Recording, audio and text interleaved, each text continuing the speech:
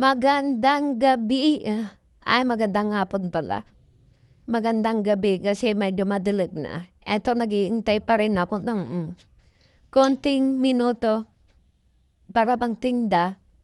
Di ko alam, madilim kasi sa labas. Okay, hintay-hintay ako pag umulan ng within 5 minutes or 10. Di na ako tutuloy magtinda kasi hindi rin ako makakalatag pagka ganun. Ang hirap talaga ng mahirap.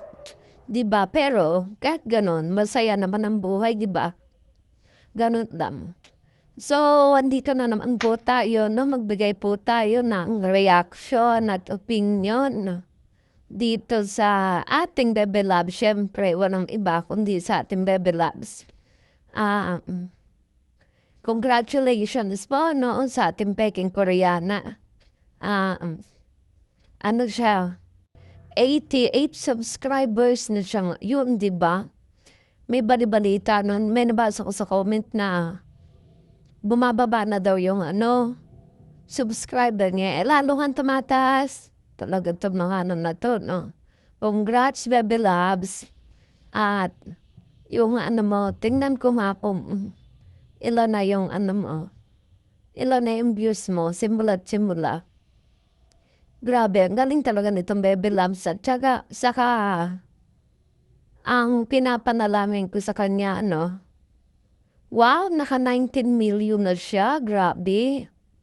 Ang bilis-bilis. Ang simula lang siya ng November. O ilang buwan pa lang siya sa social media. Pero 2 taon na, walay pa rin.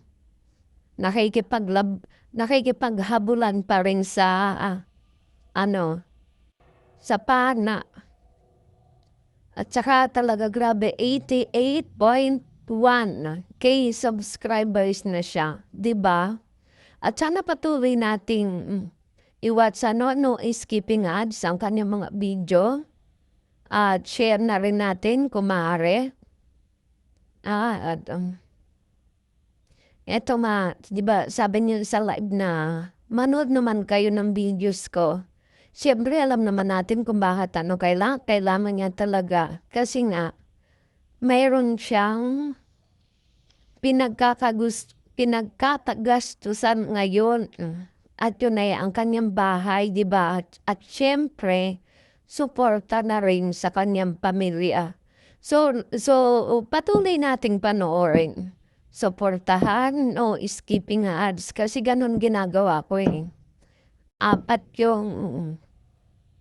Apat yung piniplay ko para yun man lang ay makatulong sa ating Bebe Love. Sana ganun din kayo, no? Hindi man ganun kadami, kahit isa lang. Pero dapat, skipping ads tayo. Yun malaking tulong na sa ating Bebe Loves. At ayan na, iniintay ko na, Niintay ko na umalan pero madilim nga sa labas. Hindi ko alam kung ulan to. May anong konti eh. Baka malis na ako. Malapit lang ba ako eh. Malapit lang ako dito. Baka gusto nyo pumunta kayo dun sa aking pinagtitindahan na nakikipaghabulan ako sa MMDA. Nandun lang po ako sa Balintawak Market. Makikita nyo po ako doon. May kita nyo po yung mukha ko doon. Sabihin nyo lang po. Kung taga Manila kayo, namimili kayo sa Balintawak, andun lang po ako. Nakikipaghabulan sa MMDA kapag may huli. Diba? Ganun ang buhay, Bendoy. Pero ang sarap. Nakakabuhay ng dugo. Diba? Katulad nung kahapon hindi ako nagtinda kasi nga yung ulan. Walang patid. Nung isang araw ng pagtitinda ko, grabe, kalalatag ko pa lang, di ba, 1 week halos more than 1 week halos yung ulan, hindi ako nakapagtinda. Nung isang araw, nagtinda ko, maglalatag pa lang ako ng payong, maglalagay pa lang ako ng payong, andyan ang huli, 2 truck. Naku, hindi na naman ako magkaintindihan. Nangatog na naman ang tuhod ni Alibendor.